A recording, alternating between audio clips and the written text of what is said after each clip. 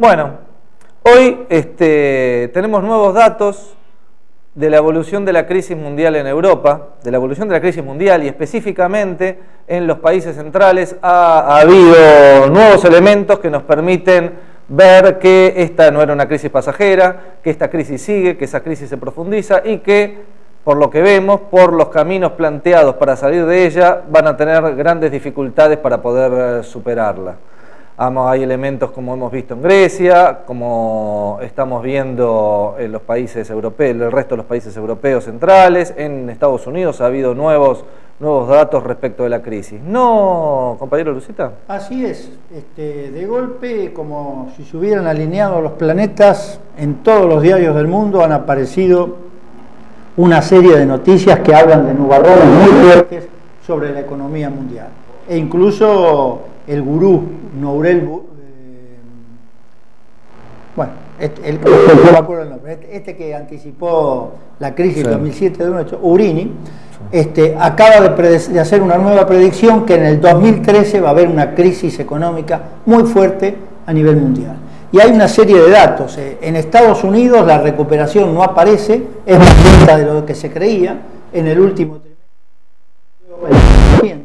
pero lo que es más grave aún, que solo se crearon 54.000 puestos de trabajo, mientras que en los 2 trimestres anteriores se habían creado en promedio 220.000 puestos de trabajo. Es decir, la tasa está estacionada en el 9,1% y además cada vez hay mayor propensión al ahorro por parte de los ciudadanos, al ahorro o al pago de sus deudas y no al consumo. Por lo tanto, el único elemento que puede traccionar la economía para el crecimiento es las exportaciones. Pero resulta que con la crisis europea, que ahora hay nuevos datos, anoche acaba de fracasar una nueva reunión entre los popes del mundo para resolver la crisis griega, pero que además se agiganta. Fíjate vos que hoy salió un informe que dice que en España el principal tema de España es la deuda de las familias, de los privados, que alcanza al 220% del PBI. Y teniendo una desocupación superior al 20%, hay un estudio que dice que le va a costar hasta el 2026 para volver a la tasa de empleo que tenían antes de iniciada la crisis en el 2007-2008. Y estamos hablando que este gurú de la economía mundial dice que en el 2013 va a haber una nueva crisis, como si esta crisis hubiera terminado recién. Exactamente, pero además, si las exportaciones por el lado europeo no va a tener mucho mercado Estados Unidos, parece que tampoco por el lado chino, porque en China hay una inflación del 5 y pico % anual y quieren reducirla, por lo tanto están enfriando la economía. Y además el tercer elemento es que Japón sigue sin despegar de su economía, sigue como en toda la última década. Por lo tanto, hay una serie de datos de la economía mundial que no anuncian buenas perspectivas. Y esto habría que mirarlo en algún momento con la visión de los latinoamericanos, ¿no? Y sí, particularmente en nuestro país. ¿Cuál puede ser el reflejo? Porque si entran en crisis todos estos factores juntos, como dice Urini, que puede ser para el 2013, bueno, algún impacto vamos a tener que tener. Ahora, contradictoriamente esto en Europa, donde la crisis de la deuda de los estados soberanos es muy fuerte, y lo vemos ahora en Grecia, en Portugal, en Irlanda, también se anuncian crisis en Italia y en Bélgica. Sí. Hay un pequeño país en el norte boreal europeo que está ensayando otra salida de la crisis y que extrañamente prácticamente no hay informaciones, se oculta todo lo que está pasando ahí, y me parece que es un tema que también tenemos que tomarlo y mirarlo con ojos latinoamericanos. Así que si te parece, pasamos al próximo bloque. Señor director, pasamos al próximo bloque.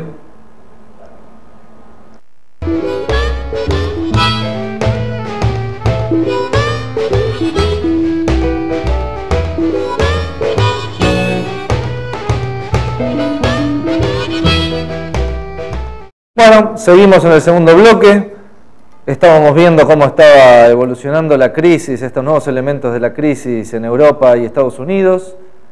¿Cómo es esto? A ver, ¿cómo? Bueno, esto es que se están complicando todas las variables. Ya adelantábamos que la creación de empleo en Estados Unidos es muy baja, casi nula, que la confianza de los consumidores es muy baja, no se lanzan a consumir, por lo tanto se dedican a ahorrar o a pagar sus deudas, que la economía está creciendo más lentamente de lo que se preveía para este año y que además el único factor reproductivo que están teniendo son las exportaciones. Indudablemente, dejando caer el dólar como lo están dejando caer y con la enorme emisión de dólares que hicieron, se ha abaratado los costos de las exportaciones de Estados Unidos, por lo tanto su relación comercial con el mundo está mejorando, pero es el único elemento que dinamiza la economía y en general lo que tracciona la economía mundial siempre había sido el consumo de los Estados Unidos.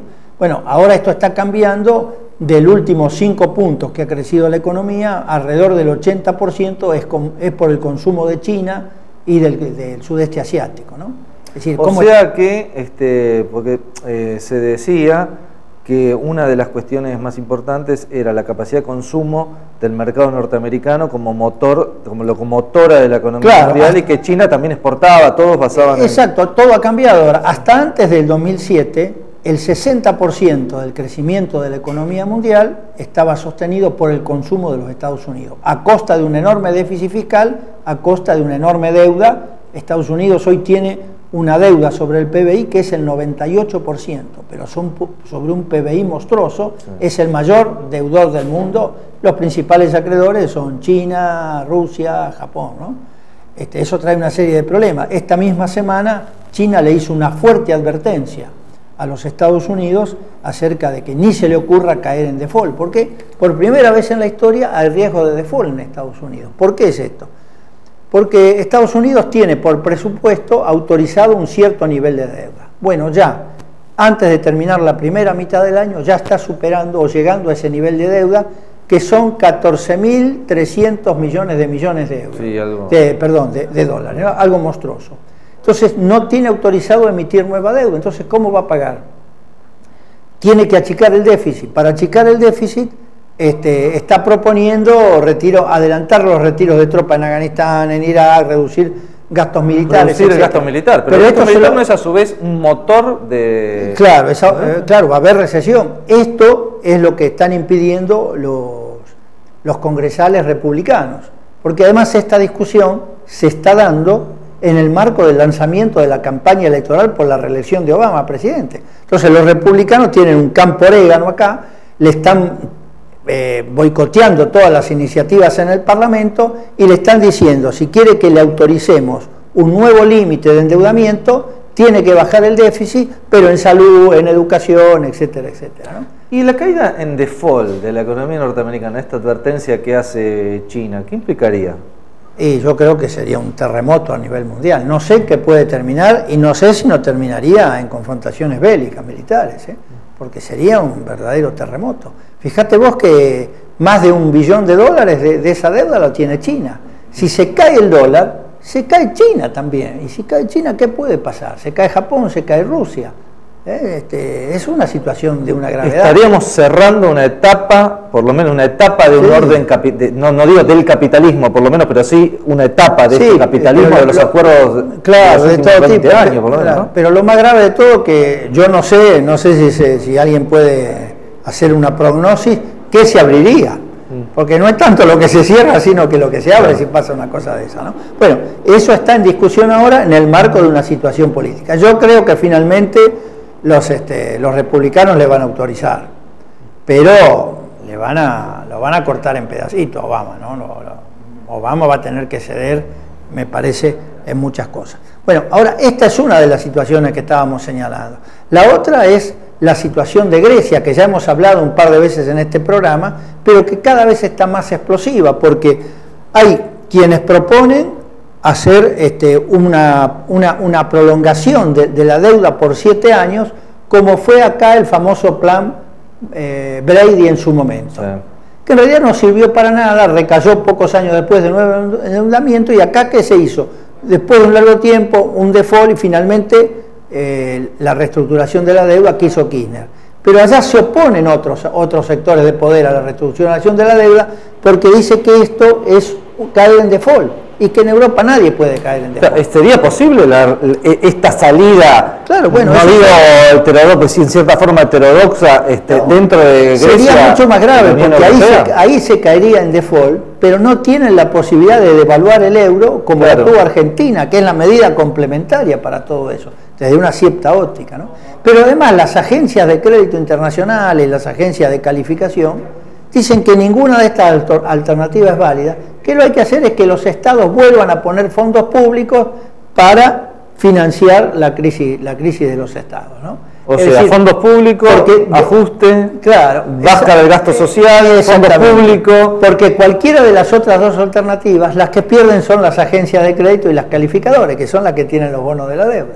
Si se los estiran, pierden, si hay default, va a haber quita, pierden también, ¿no? Entonces nadie quiere perder y están llevando la crisis griega y la crisis en general del sistema financiero europeo a un límite que nadie sabe que puede... No estamos entrando en una etapa de la crisis que la lógica que los gobiernos y los grandes grupos están pensando para salir solo termina entrando en una espiral cada vez más alta. Esto se agrega no un nuevo dato, porque esto se sabía, pero recién ahora aparece a la luz, y es que Italia tiene una deuda del 120% de su PBI.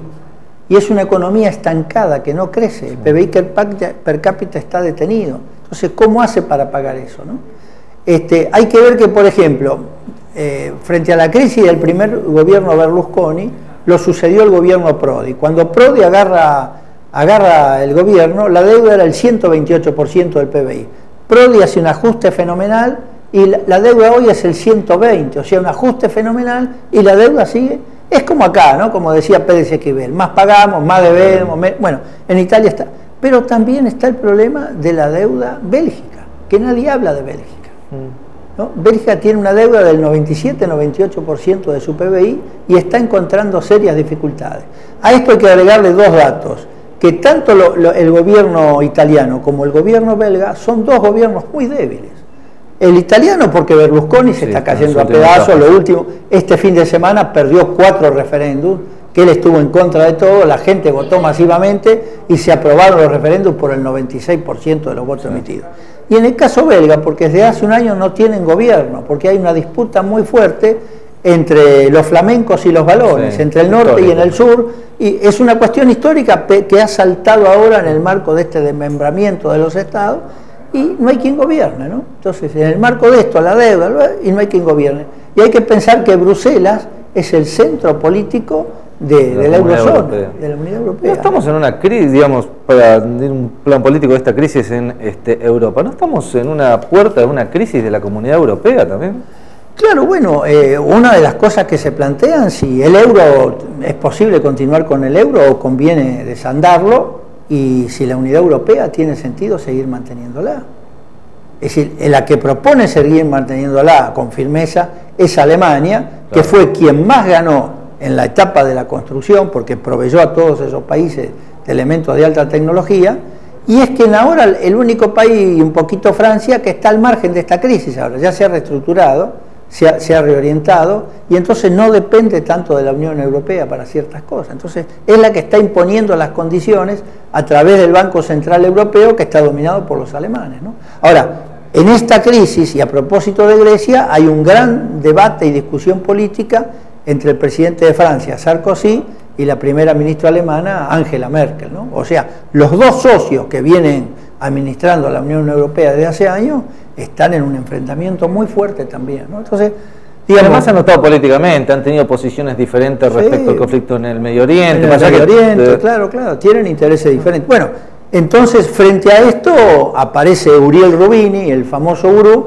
que dice en el 2013 van a concurrir una crisis fiscal muy fuerte en Estados Unidos, se va a agudizar el tema de la deuda porque no se va a poder resolver definitivamente Grecia, esto se va a contagiar a otros países, Japón va a estar ya en recesión y además la China, que se está preservando, está contrayendo su economía. Por lo tanto, no va a haber dónde colocar tantos productos, por lo tanto, se viene, dice Uri, una eclosión mundial. Sí, dicen que China está buscando estratégicamente ampliar su mercado interno para no depender tanto de las ya hace tiempo que viene. Ya cambió. El crecimiento fuerte de China son el mercado interno. Que tiene 1.000 millones de personas para incorporar todavía. Claro, está incorporando de a poquito, ¿no? Por ejemplo, del último crecimiento del 9 o 10%, un 2 o un 3% de ese crecimiento fue explicado por las exportaciones, pero el 7 o el 8 es por el mercado interno. Ahora, China tiene una burbuja inmobiliaria muy fuerte, como se volcó al mercado interno, puso muchísimo dinero, y todas las multinacionales también, y han construido pueblos que son pueblos fantasmas, edificios que están terminados y vacíos, ¿no? Y entonces hay una crisis de la deuda. ¿Quién va a pagar eso? O sea que la situación es realmente muy grave en el mundo, muy grave. El capital siempre tiene forma de ir equilibrando, descargando, articulando, pero se le están mezclando todos los violines, ¿no? Hay que ver cómo se... Sí, como que cada vez la crisis no encuentran una salida estable de mediano plazo. Estable, y esto es una crisis de larga duración. La van a ir probablemente administrando, pero va a durar 10 o 15 años la salida de esta crisis. El problema que va a pasar en esto con América Latina en el mediano plazo. Claro, ¿cómo están nuestras economías respecto? Porque nosotros está bien, como veníamos hablando varias veces, tenemos las principales orientaciones hacia Brasil, hacia China, y hacia y China, parte del mercado de la Unión Europea, ¿no? China ha comprado tierras acá importantes. Bueno, eso será un tema que tendríamos que ir pensando, China ¿no? ha comprado tierras acá, va a empezar a producir en Chubut y mucho en África. O sea, va a tener mucho grano y oleaginoso producido en otros países para llevar hacia China, ¿no? O sea, tienen una mirada estratégica, porque China, el porcentaje de tierras cultivables es muy escaso en ellos, ¿no? La tierra china está muy erosionada por las tormentas, los vientos, no tienen capacidad de cultivo, ¿no? Pero bueno, en este marco hay que analizarlo, porque hasta ahora, en este ciclo expansivo de la economía, todas las economías de América Latina han mejorado la relación deuda-PBI, han mejorado sus ingresos fiscales, en general hay superávit, han mejorado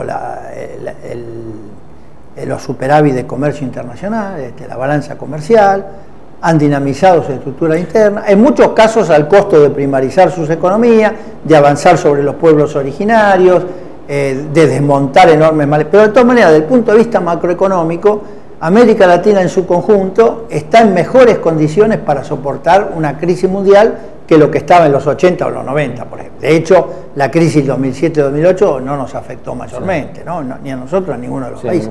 Pero hay que ver si esto es continuado, porque una cosa que yo estoy tratando de ver es que tanto en Venezuela, como en Bolivia, como en Argentina, toda la política de expansión económica en base al gasto público está tocando un límite, porque no se puede estirar el gasto público indefinidamente. Eso está tocando un límite. Entonces, ¿cuál es la estrategia de crecimiento de la economía más allá de la orientación armónica con las necesidades del mercado mundial, ¿no? Exactamente, eso es lo que tienen que definir, pero además si no saben cómo se va a definir el mercado mundial, en esta crisis...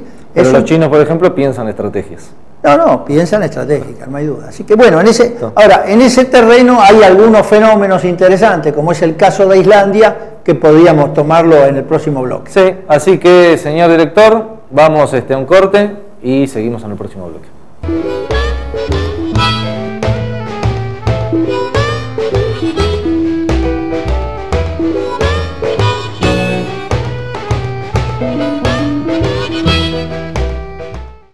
Bueno, Islandia. Islandia seguramente es un país que la mayoría de los que están viendo este programa y los que no lo están viendo también tienen idea de dónde se encuentra ni de cuál es su historia. Aunque probablemente alguna resonancia de su existencia tienen en la mente. Ahora bien, Islandia, ustedes seguramente leyeron alguna vez, muchos de los que están viendo el programa, Viaje al centro de la Tierra. Bueno, el volcán por el cual entraban los viajeros que viajaban al centro de la Tierra era el volcán que se encontraba en Islandia. Un volcán que se encontraba en Islandia, el lugar donde hay geyser, donde hay fuentes de energía alternativa muy interesantes. También ese mismo volcán que contaba Julio Verne, por el cual se viajaría a los mundos que se encuentran debajo de la corteza terrestre, fue un volcán que entró en erupción el año pasado, similar al que ha entrado ahora en la Patagonia y nos está llenando de cenizas, y pasó lo mismo en Europa, paralizando el viaje aéreo durante mucho tiempo, paralizando el tráfico aéreo durante un tiempo bastante largo en Europa. Islandia es una isla de unos 100.000 kilómetros cuadrados que se encuentra a unos 1.000 kilómetros al noroeste del norte de las Islas Británicas, del norte de Escocia, separada a unos 500, 800 kilómetros de Groenlandia, o sea, ya sería América, un poquito más al sur, pero rozando el círculo polar ártico, lo cual equivaldría en nuestro hemisferio sur a la península antártica, pero que beneficiada por la corriente cálida del Golfo, permite que en todas sus costas tengan un clima favorable. Islandia fue descubierta en torno al siglo IX después de Cristo, o sea, el siglo IX de nuestra era, por los navegantes vikingos y poblada por estos. Específicamente fue poblada por noruegos y dinamarqueses y permaneció bajo el dominio de la corona dinamarquesa hasta 1944, que como consecuencia de la guerra fue ocupada primero por Inglaterra, después por Estados Unidos y posteriormente accedió a la independencia. Ahora bien, esta historia que estamos contando de este pequeño país de 300.000 habitantes, 100.000 kilómetros cuadrados, pareciera no tener mucho que ver con la economía, pero sin embargo, como consecuencia de la crisis, como consecuencia de lo que está pasando en el mundo, en Islandia también se han intentado llevar adelante políticas de ajuste, políticas recesivas y perjudiciales para lo que son los trabajadores y el pueblo de Islandia. ¿Qué es lo que a nosotros nos puede llamar la atención de este pequeño país? Claro, y es lo que deben estar preguntándose los espectadores. ¿Qué le pasa a esta gente de miseria de la economía que están hablando de otra cosa? Y porque hasta el inicio de los años 90, este pequeño país del norte boreal europeo era considerado un paraíso. No había desocupación prácticamente y el ingreso per cápita era de los más altos del mundo, entre los 10 primeros países del mundo. En el año 97, el PNUD, el Programa de las Naciones Unidas para el Desarrollo, lo destacó en el primer lugar de desarrollo humano en el mundo, con condiciones de desarrollo humano mucho más elevadas que las de Estados Unidos y las de Europa, por ejemplo. Y además, en el 2009 estuvo declarado el tercer país de desarrollo de desarrollo de las fuerzas productivas en el mundo, ¿no? Es decir, eso te da una idea de lo que era este pequeño país hasta el inicio de los años 90, que siguiendo la corriente internacional y seguramente por influjo de los organismos internacionales, decidió privatizar los 3 bancos que tenía, sobre todo uno de ellos que era el banco más importante, y esa privatización hizo que Islandia, un país que vivía feliz, aislado de todas estas cosas del mundo moderno, comenzó a integrarse a los flujos financieros internacionales. El gobierno de ese entonces, Islandia es un país que en una época tuvo un gobierno solo de mujeres, Es un proceso muy interesante. Todavía tiene una primer ministro mujer. Todavía tiene una primer ministro mujer, exactamente. El gobierno lanzó toda una política de vivienda propia, para lo cual esos bancos dieron todas líneas de acceso fácil al crédito para la vivienda. Y por otro lado, se estimuló abundantemente el consumo. Claro, para financiar todo eso a tasas muy bajas, ¿qué hicieron los bancos que antes eran del Estado y privatizados?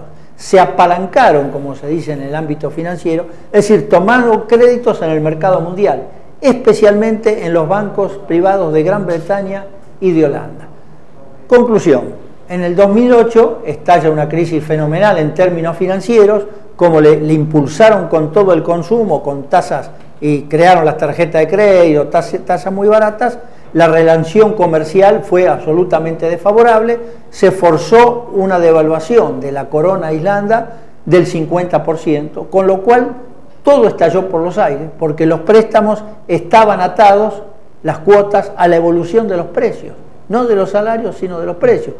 Resultado, ahora hay 13.000 familias endeudadas que no pueden pagar, hay una cantidad de viviendas que están para ser rematadas y la deuda que tienen los bancos de ese país con el sistema monetario mundial es 10 veces el Producto Bruto Interno de Islanda, que hasta el año 93 era un verdadero paraíso. O sea, estamos diciendo que Islandia, estaríamos casi poniendo una muestra paradigmática, ¿no? Islandia, un país que parecía tener todo resuelto, todo vivía bien, aplicó las recetas del Fondo Monetario, se integró al mercado financiero mundial y catástrofe. Sí, al revés, en realidad entra en crisis porque los bancos, las calificadoras de crédito le dicen hay que dar crédito para que la gente consuma y viva mucho mejor.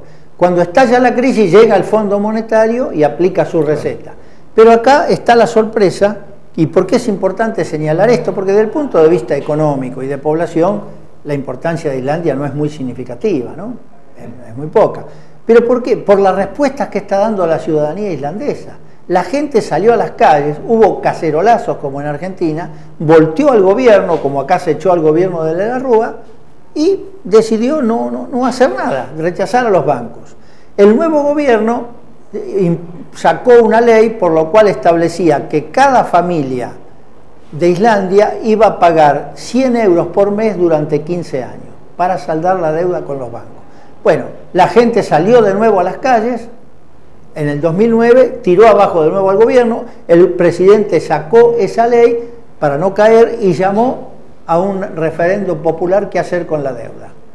La votación fue masiva y el 95% votó por el no pago de la deuda. Le invadieron los marinos. No pasó nada, todo sigue en un estado de resolución.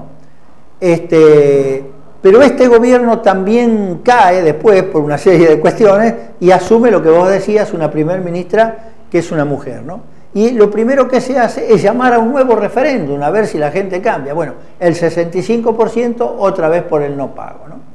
Y mientras sucede este tipo de cosas, la gente en las calles empezó a exigir una reforma constitucional, porque como muy bien dijiste, Islandia se independizó después de la Segunda Guerra, en el año 44, pero la constitución que tiene es casi una réplica de la constitución danesa, de la cuestión de Dinamarca. Por lo tanto, quieren una constitución propia. Entonces, hubo 500 ciudadanos que se ofrecieron para ser constituyentes. De esos se eligieron 25, 10 mujeres y 15 varones. Cuando iban a empezar a actuar, el Tribunal Supremo de Justicia dice que esa votación que se hizo no se ajustaba a derecho, o sea, había problemas procedimentales. Pues bien, el presidente, ¿qué hizo? Transformó esa asamblea constituyente en una especie de comisión constituyente. Entonces, esos mismos 25 se están reuniendo para reformar la Constitución. Las discusiones son públicas, con gente que va a asistir. Hay un sitio web donde de acá de la Argentina uno puede entrar y si entiende puede saber qué están discutiendo. Y mientras tanto, se ha resuelto no pagar la deuda y bueno, están en eso. Esta misma semana, el Consejo de la Unión Europea planteó que le daba 3 meses a Islandia para pagar la deuda, si no, Gran Bretaña y Holanda iban a tomar severas sanciones contra Islandia. ¿Cuáles son esas sanciones? No se sabe. Pregunto, ¿Islandia es parte de la Comunidad Europea? Es parte de la Comunidad Europea. Está bien. Pero cuáles son esas sanciones no se sabe, pero lo que es cierto es que esto está en un terreno irresoluto, que la gente cada vez que necesita sale a las calles, que está marcando que hay otro camino, pero sobre todo, con todas las cosas que han pasado en América Latina, con nuestra crisis de la deuda, lo que está mostrando un pequeño país como Islandia, con una pequeña población, en un pequeño territorio, es que hay una salida a la crisis más allá de lo posible. Por acá siempre se plantea, hacemos lo posible. Lo posible fue reestructurar la deuda, hacer una quita de la deuda, bajar los intereses, que es lo mejor que se ha hecho acá, ¿no? Pero lo posible es dentro de la regla que fijaron otros. Exactamente, claro. Entonces de eso se busca un lugarcito bajo el sol. Sí. Pero lo que es cierto es que la deuda argentina, si bien no tiene hoy el peso que tenía hace años atrás, ustedes vieron que salió del escenario nacional, está en segundo plano, pero es una deuda que hipoteca al país para 80 años para adelante y que es una dilapidación de recursos. 10.000 millones anuales. Fenomenal. Bueno, en Islandia han elegido otro camino. Creo que si esto sigue así, yo pienso que Argentina el año que viene va a tener que volver a tomar deuda, a los mercados voluntarios de deuda, porque como no ha dicho que no va a pagar, va a seguir pagando, si bien el peso de la deuda está minorando en estos años, no puede seguir pagando con reservas. Por lo tanto va a tener que endeudarse, por lo tanto va a salir otra vez dinero del presupuesto y otra vez más tarde o más temprano, a lo mejor sin la impronta fuerte, condicionante de otras épocas, la deuda va a volver al primer plano. Bueno, tenemos el ejemplo de Islandia para poder, y por eso me parecía importante que en este programa de Miseria de la Economía demos a conocer la situación de Islandia. Bueno, entonces tenemos que pensar que si los islandeses, que son nada más que 300.000, pudieron ponerle el pecho a la deuda y a las dictados en las políticas de los grandes poderes mundiales, bueno, nosotros que somos 40 millones y tenemos 10 veces más riqueos, más de 10, centenares de veces más riqueza, podríamos pensar otra cosa también, ¿no? Me parece que más sí. allá. Entonces, bueno, podemos ir pensando qué vamos a ver para la vez que viene, ¿no? Sí, vamos a ver si podemos hacer con alguno experto internacionalista que anda por este país, una visión general de América Latina, y seguramente en algún momento tenemos que volver a retomar el tema de la deuda aquí en Argentina, por lo menos para ver cómo está compuesta, cuál es el peso real que tiene sobre el PBI, cómo es el flujo de los pagos y qué puede llegar a pasar en una situación crítica, ¿no? Sí, dilucidar un poco esta confusión que nos dicen, unos dicen que es tanto, otros dicen que es una cifra mucho menor, tener una idea mucho más clara de cuál es el peso que tiene y que va a tener nuestra economía, ¿no? Bueno, entonces les recordamos que nuestro blog es www.miseriasdelaeconomia.blogspot.com y nuestro correo electrónico es miseriasdelaeconomia@gmail.com. gmail.com. Bueno, Eduardo. Será hasta el miércoles que viene. Será hasta el miércoles que viene.